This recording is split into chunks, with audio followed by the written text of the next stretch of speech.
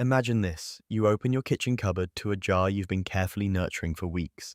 Inside, a bubbly, yeasty concoction that holds the promise of delicious sourdough bread. But what if I told you that your sourdough starter might be deceiving you? That's right. The quirky mix that every home baker treasures might not be as honest as it seems. At first glance, your starter appears quite simple. It's just flour and water, right? But beneath those bubbles lies a complex symphony of microorganisms. Among these masterful players are the wild yeasts and lactic acid bacteria, which are crucial for giving your bread that perfect rise and tang. Many of us measure a starter's health by its visible bubbles and lively aroma, but these can be fleeting signs of deceit. Let's delve deeper. A common misconception is equating bubble formation with strength and vitality. While bubbles are a positive indicator, they're just the outer show of a long fermentation process. Your starter might look enthusiastic on the surface, yet be weak at its core. This occurs when live yeasts aren't active enough to properly ferment your dough. You see, real proof lies in consistency, not just surface charm. To uncover the truth, it's essential to keep a fundamental sourdough metric in mind: the float test. This involves taking a small amount of your starter and dropping it into water. If it floats, it's light and full of carbon dioxide, indicating readiness for bread making.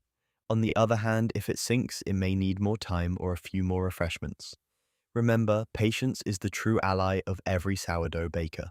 Another misleading factor can be the smell.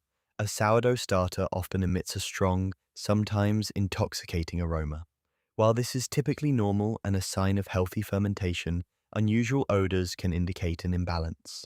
A foul or particularly harsh smell might suggest an overabundance of acetic acid or even contamination. A properly balanced starter should have a smell that is tangy and, most importantly, pleasant. So how do you ensure your starter is not leading you astray?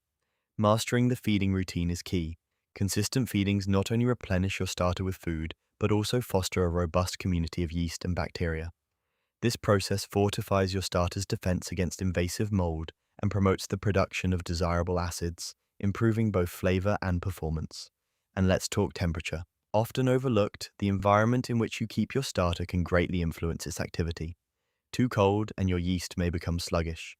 Too warm and you risk pushing the bacteria into overdrive, souring the mix too quickly. Maintaining a balanced temperature is crucial to achieving a harmonious starter. Observing your starter's rise and fall rhythm also tells a significant tale. A mature starter will double in size with a consistent schedule, like clockwork. This reliable behavior signifies a healthy and thriving mix, prepared to leaven your dough effectively. If it grows erratically, it may be telling you it needs some attention. As we wrap things up, remember that being a vigilant starter steward will save you from any bread disasters. Pay attention to these signs and never hesitate to adapt. Baking is as much an art as it is a science. Your starter has much to say if you're willing to listen. And by nurturing it with care, you're forging a partnership that promises incredible, artisanal bread.